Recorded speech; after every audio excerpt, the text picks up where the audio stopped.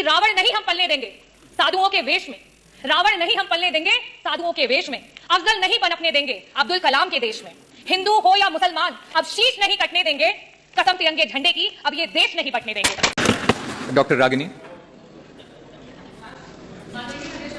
मैं आपका आभार व्यक्त करना चाहूंगी कि आपने 2025-26 के बजट की चर्चा पे मुझे बोलने का अवसर दिया।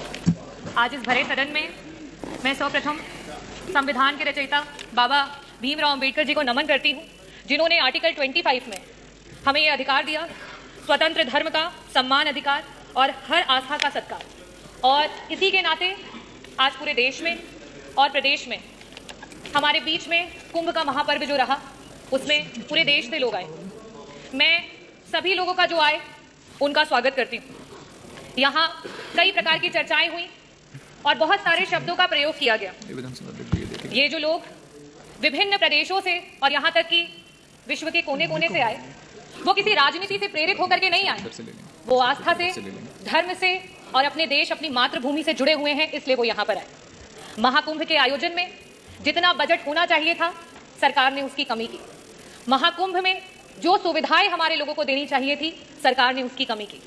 वहां पे गिद्ध नहीं गए थे, वहां पे सुअर नहीं गए थे, वहां पे इस देश में आस्था रखने वाले, इस देश को लोकतांत्रिक समझने वाले, इस देश में भाईचारे को आगे लेकर के जाने वाले लोग वहां पे पहुंचे थे।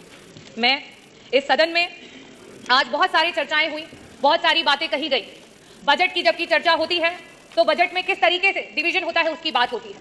अभी सत्र में कुछ दिन पहले बात हुई कि अंग्रेजी में विधायकगण अपने भाषण दे सकते हैं, लेकिन जब आपकी बजट में एलोकेशन की बात आती है, शिक्षा की बात आती है, जो हमारे बच्चे प्राइमरी स्कूल में पढ़ रहे हैं, जिनकी नींव अंग्रेजी से शुरू नहीं होगी, तो वो आगे जाकर के आपके अंग्रेजी में दिए हुए भाषणों को नहीं समझ पाएंगे। लेकिन आप क्या काम कर रहे हैं? जहां 15% कहीं आपकी सरकार बजट दे रही थी, आज शिक्षा में वो बजट गिरा करके 13% पे आ चुका है। ये स्थिति है।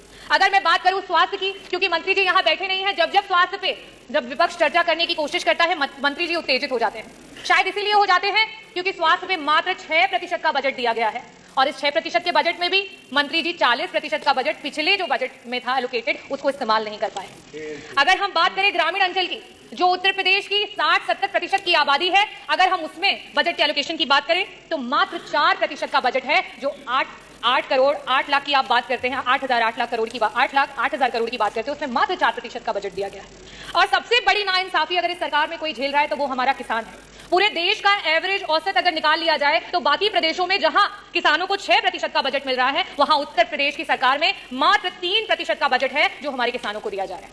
और सबसे आखिरी में और सबसे जरूरी बात, अभी हमारी माननीय सदस्य बार बार पीडीए की बात कर रही थी, तो सदस्य आप भी और यहाँ सम्मानित सदस्यगण, मैं आपको सभी को बताना चाहूंगी कि जहां पूरे देश में 3% का बजट विभिन्न प्रदेशों में, चाहे वो आपका दलित समाज हो, वनवासी समाज हो और अल्पसंख्यक समाज उसको दिया जाता है, वहीं उत्तर प्रदेश में मात्र 1% का बजट दिया जाता है। और उस 1% के बजट में भी आपका 30% का बजट ऐसा धरा का धरा ही रह जाता है, विभाग उसको इस्तेमाल ही नहीं कर पाता है। हम इतने बड़े बड़े बजट की बात कर रहे हैं, मैं आंकड़े रखना चाहूंगी।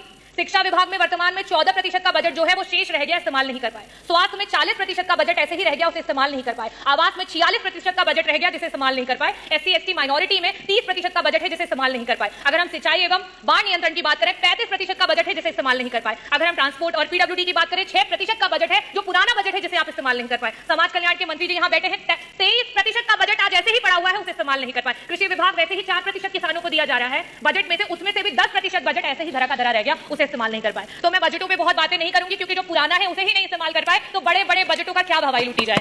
मैं बात करना चाहूंगी अपने देश की एकता की, क्योंकि जिस समय यहां अंग्रेजी की बात हुई उस समय उर्दू के बारे में बहुत बड़ी बड़ी बातें की गई। उर्दू में जो लोग बोलते हैं उनको कुछ शब्दों से नवाजा गया। हमारे देश में उर्दू को बड़े ही लगाव से देखा जाता है। हिंदी अगर हमारी मातृभाषा है तो आज का ये जो देश है वो अंग्रेजी से भी नहीं घबराता है, अंग्रेजी को सीखने की पूरी इच्छा रखता है।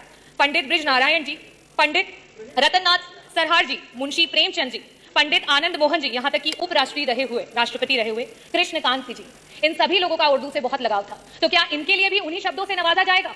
मैं आखिरी में सिर्फ यही कहना चाहती हूँ, ये विकसित देश है, ये प्रगतिशील देश है और ये युवाओं का देश है, और युवाओं की यही आवाज है कि रावण नहीं हम पलने देंगे साधुओं के वेश में, रावण नहीं हम पलने देंगे साधुओं के वेश में, अफजल नहीं पनपने देंगे अब्दुल कलाम के देश में, हिंदू हो या मुसलमान अब शीश नहीं कटने देंगे कसम तिरंगे झंडे की, अब ये देश नहीं बटने देंगे। जय भीम, जय भारत, बहुत बहुत धन्यवाद।